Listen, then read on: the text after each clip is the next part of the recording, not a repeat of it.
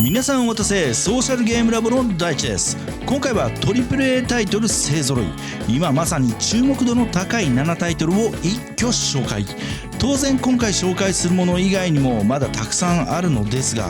現在開催中のゲームスコムや来月開催予定の TGS への出展、さらに何かしら直近動きのあったタイトルを中心に改めて情報を整理しつつ紹介しますので、ぜひ最後までご覧くださいませ。チャンネル登録をお済みでない方はぜひこの機会にチャンネルの登録と動画の高評価ポチッとお願いします。それでは今後リリース予定の AAA タイトルについて曇りなき眼で見てまいりましょう。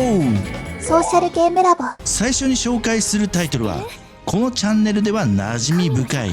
ビッグゲームスタジオズが開発中のブレイカーズアンロックザワールド、改めリミットゼロブレイカーズ。新タイトルの由来はブレイカーたちがそれぞれの目的を果たすために挑む姿、そして作品そのものが限界を超えるという意味合いを込めてさらなる飛躍を目指す新たな船出となりました。正直タイトル名が変わるとは思ってなかったです。リリースは2026年を予定。ジャンルはアニメーションハンティングアクション RPG、 対応プラットフォームは iOS、Android、PC でクロスプレイに対応予定です。開発はビッグゲームスタジオス、7つの大罪や黒い砂漠を手掛けたスタッフが参加し、日本のクリエイターも加わった日韓競争プロジェクト、さらにアニメ制作会社マッパが協力会社として参加していることも明らかになり、映像表現への期待がますます高まっています。物語は封印を解く力を持つ少年怪盗を中心に、獣人の少女リズ、飛空艇の船長シオンらと共に神の諸行を目指す大冒険が描かれる王道ファンタジー。声優陣も一部ではありますがついに発表。怪盗役は小林祐介さん、シオン役は遠野光さん、リズ役は田中あいみさん、そして TGS ではエルカの声優も発表予定。ちなみにエルカの誕生日は僕の誕生日と同じということも今回知りました。はい、気持ち悪いですね。ここで改めてこれまでの歩みを振り返ってみましょう。2023年9月 TGS で初公開、アニメ調の映像と巨大ブースで大きな注目を集め、同年11月韓国 G スターに出展。プレイヤブルキャラが追加され操作性も進化。2024年5月には角川との資本提携を発表。日本市場での展開を見据えた重要な一歩となります。そして同年8月、さらに NC ソフトとの提携を発表。グローバル展開に向けた体制が一気に整いました。同年9月に TGS で戦闘システムを強化した新バージョンを披露。ソロマルチのボス戦私有も公表。2025年4月、角川パワー炸裂、ニコニコ超会議に出展。体験型アトラクションとともにブラッシュアップされたチュートリアルを使用可能となりました。そして同年8月、まさかタイトル名をリミットゼロブレイカーズへ変更。新 PV や公式ティザーサイトが公開され、声優陣協力会社も発表。特に角川や NC ソフトといった大手との提携は表向きは開発体制には口を出さないということらしいのですが、とはいえ単なる資金面や運営面の協力とは言い切れず、今回のタイトル名変更にも彼らの意見が反映されているように感じます。世界規模で通用するタイトルを目指す上での大きな戦略展開といえ、まあ大人の事情ってのがちょっと匂ってきますね。そしてゲームの特徴と進化ですが、ゲームは3人編成のキャラ切り替え式バトル。箱庭型ダンジョンを探索しながら攻略を進めるスタイルです。リアルタイムアクションは通常攻撃、スキル、奥義、回避、キャラ切り替えを軸にシンプルかつ直感的に楽しめる仕様。さらに最新ビルドではスライディングやジャスト回避、パリーが追加され、プレイヤースキルによる駆け引きが求められるようになりました。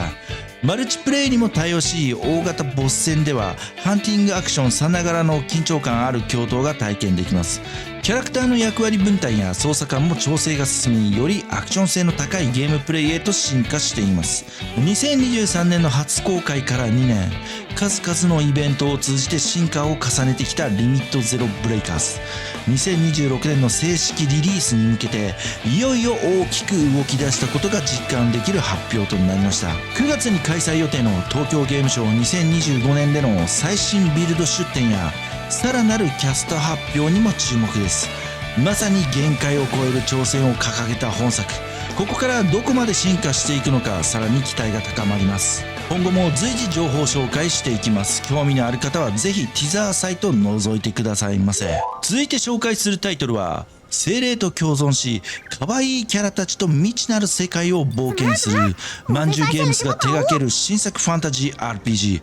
アズールプロミリア。舞台となるのは文明や魔法、そして幻想的な生き物が共存する広大なファンタジーワールド。プレイヤーは規模と呼ばれる精霊的な存在と絆を結びながら仲間と共に旅を進めていきます。捕まえるのではなく、スターリンクによる絆を築き一緒に成長していく、この独自のシステムが本作の大きな魅力です。編成はキャラクター3人とそれぞれ1体ずつ規模を組み合わせるスタイル。3キャラ3規模で戦う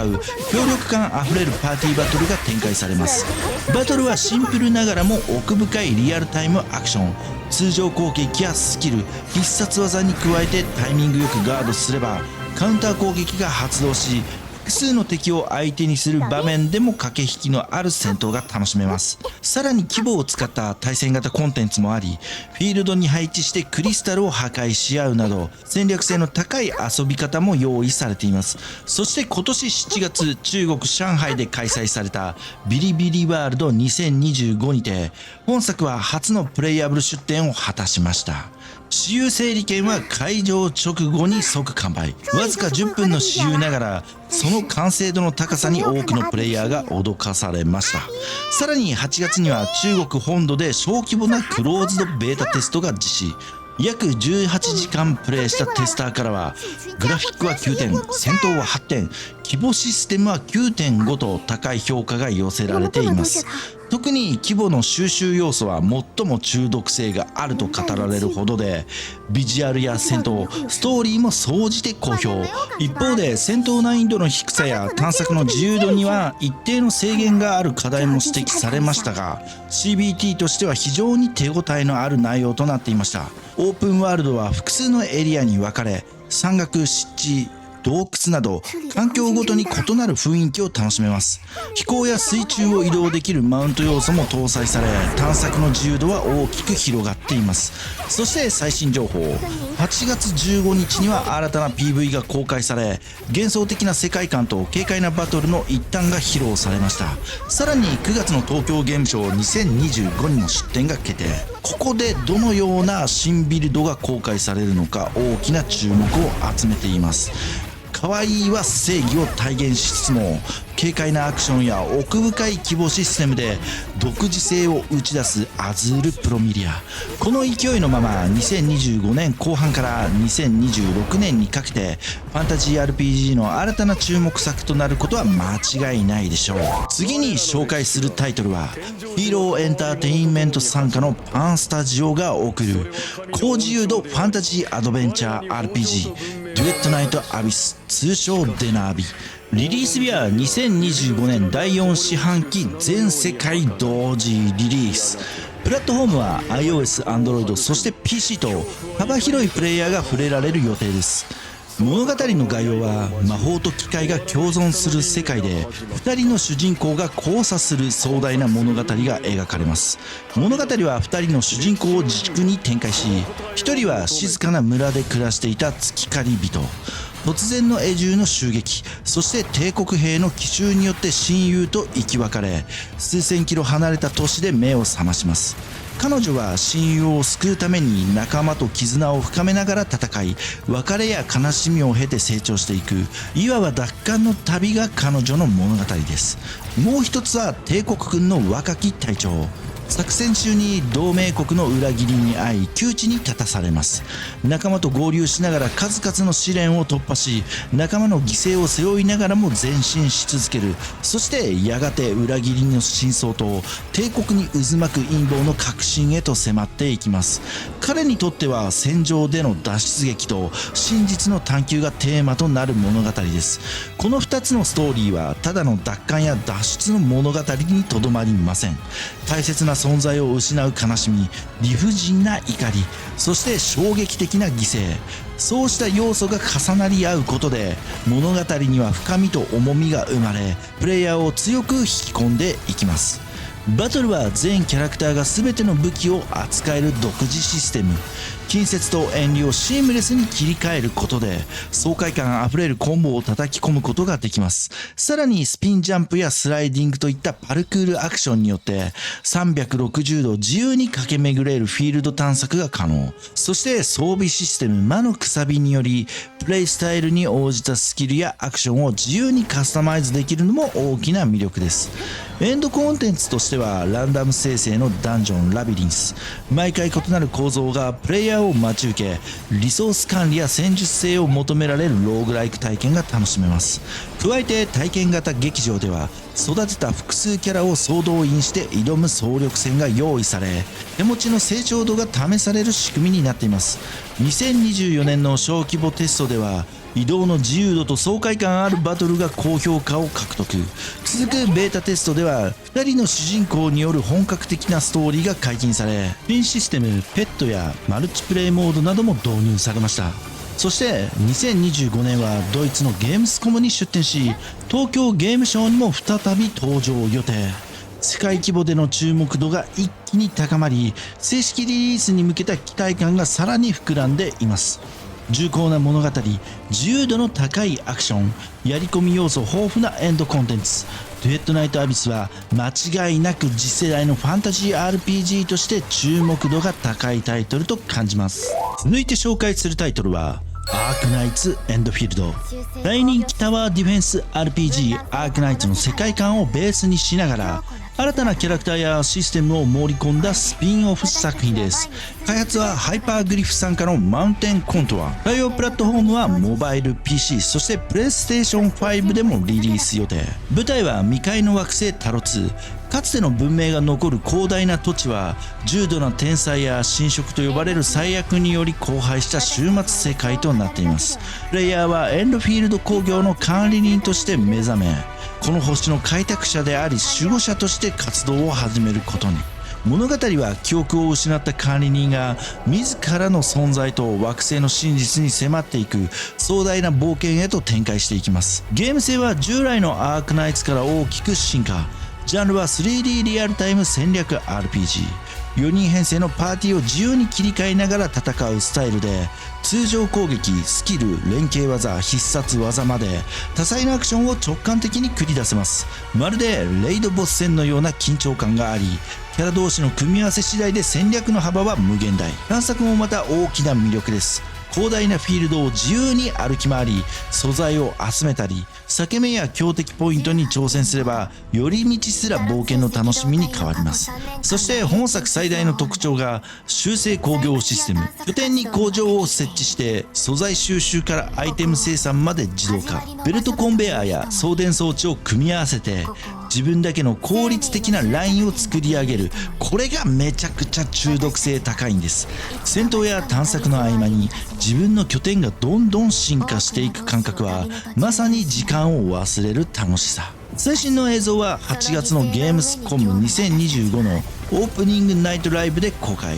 アニメ風の美しいグラフィックと戦闘と工業シミュレーションが融合したプレイ映像に期待が高まります。日本では2025年1月にクローズドベータテストが実施され、その自由度の高い探索と奥深い工業要素は好評を博しました。アークナイツ本編でおなじみの鉱石病もどんな立ち位置で描かれるのか、ファンなら気になるポイントですよね。とはいえ本作からプレイしても十分楽しめる設計になっているので新規でも安心です。残念ながら東京ゲームショウ2025への出展は確認できていませんが、年内にもう一度ベータテスト来るんじゃないか、そんな期待も高まっています。僕は一番初めの小規模テスト英語版をプレイしたのですが、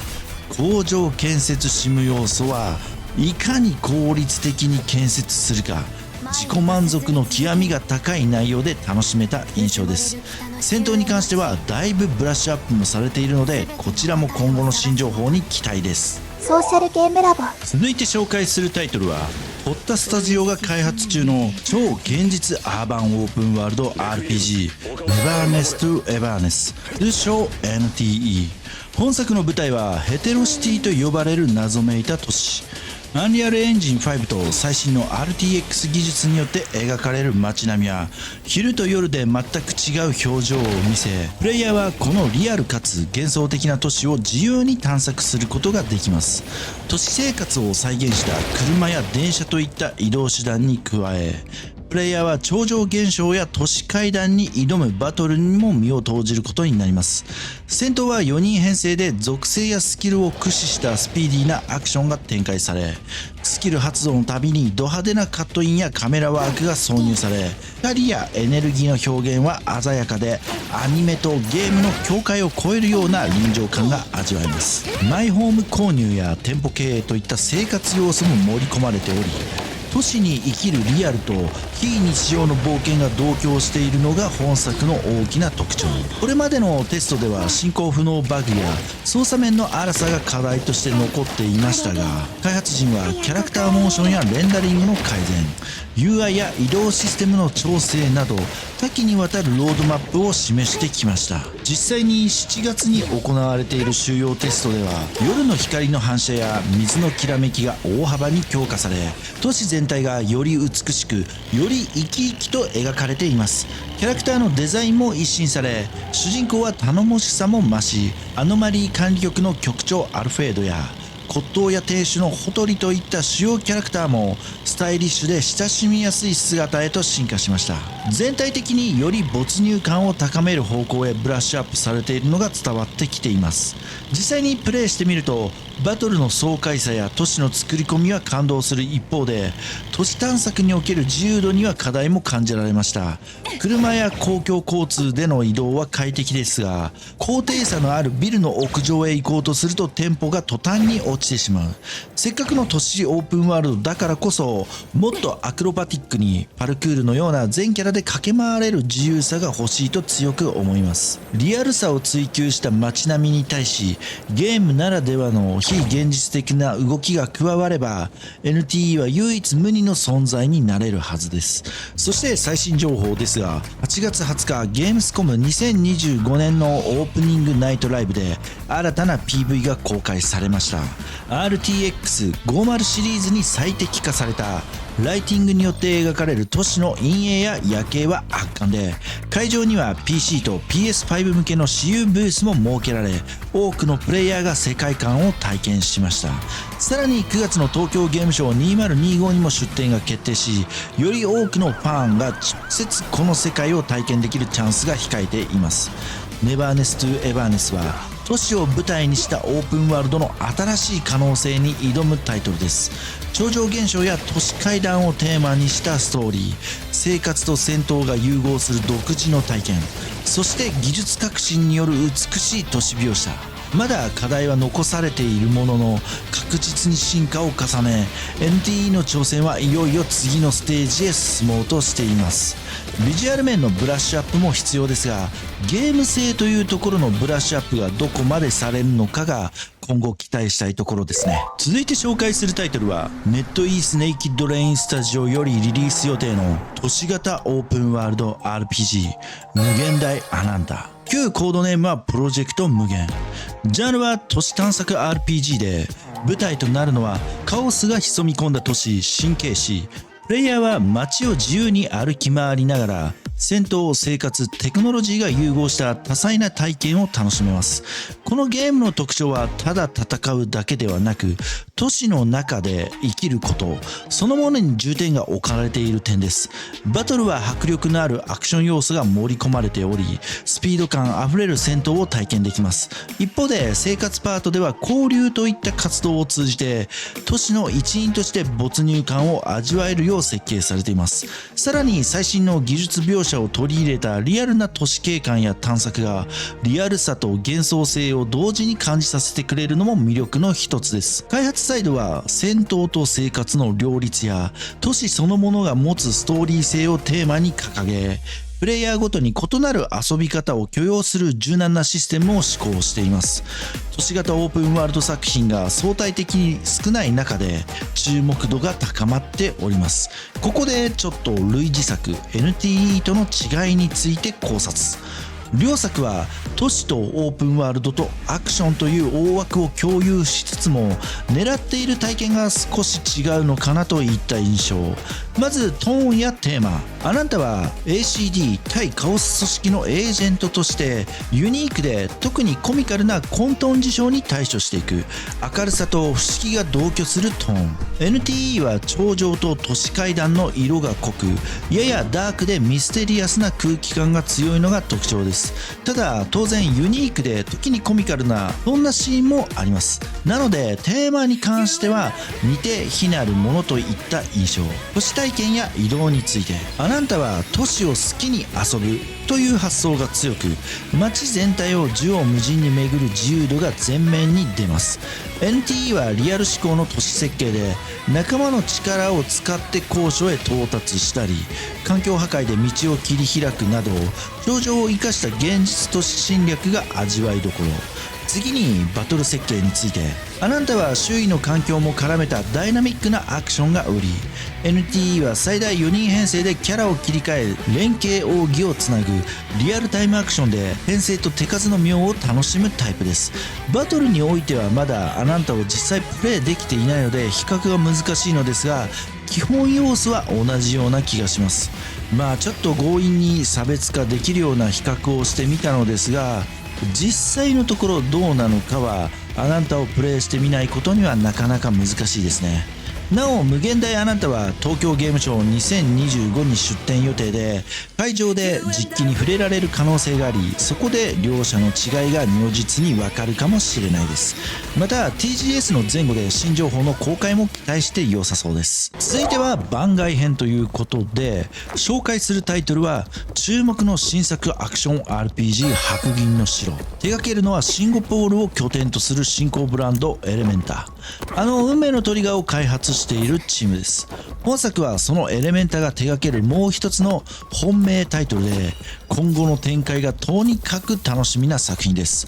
物語の舞台はシルバニアと呼ばれる幻想都市ビクトリア朝の文化と機械技術が融合した美しい街並みの中で、プレイヤーは探偵として様々な事件に巻き込まれていくことになります。アニメ調のキャラクタービジュアルに騙されてはいけません。この街では光と闇がせめぎ合い、時に暴力的な真実が突きつけられる、そんな深い物語が待っています。本作の魅力は探索とアクションのシームレスな融合。街中を自由に移動し調査し、そして敵と出会えば即座にスピーディーなバトルへ。スキルの組み合わせやクイックタイムイベントによるコンボなど、操作していて気持ちいいアクションが味わえるのも本作の醍醐味です。また移動手段にもこだわりが詰まっていて、馬で街を疾走したり滑空やジップラインで空を舞ったりと、立体的な自由な探索が可能になっています。アクション RPG 好きとしてはこの没入感はかなり刺さるポイントではないでしょうか。そして今注目が集まっているのが TGS2025 での展開です。エレメンタは運命のトリガーでの出展が予想されていますが、この白銀の城もセットで出展という期待もしております。開発側の本気度やリリースに向けた準備状況から見ても、そろそろ続報が来そうな雰囲気が濃厚です。また先日行われたクローズドテスト参加者の話を聞く限り、情報公開が禁止されているため深いところは不明ですが、相当すごいタイトルだということらしいです。スマホ、PC、家庭用などマルチプラットフォーム対応を予定しており、どんなユーザーにも届けられる作品となりそうです。ソーシャルゲームラボ。はい、今回は今後リリース予定の AAA タイトルで直近動きのあったものを一挙紹介してまいりましたが、いかがでしょうか。どれも大作すぎて時間が許されるなら全てがっつり遊びたいというところですが、何かに絞らなければいけない。せめてリリースが被らないよう、個人的には最低3ヶ月くらい空けるようお願いしたい所存です。じゃないとプレイできませんということで、視聴者にきも取捨選択の決断が迫られてくると思いますが、今から何を遊ぶかイメージしておくと良いかと思います。ということで今回の動画は以上となります。チャンネル登録をお済みでない方はぜひこの機会にチャンネルの登録と動画の高評価ポチッとお願いします。それでは今回はこの辺でご視聴ありがとうございました。次回もお楽しみに。つまり、これで終わりってことね。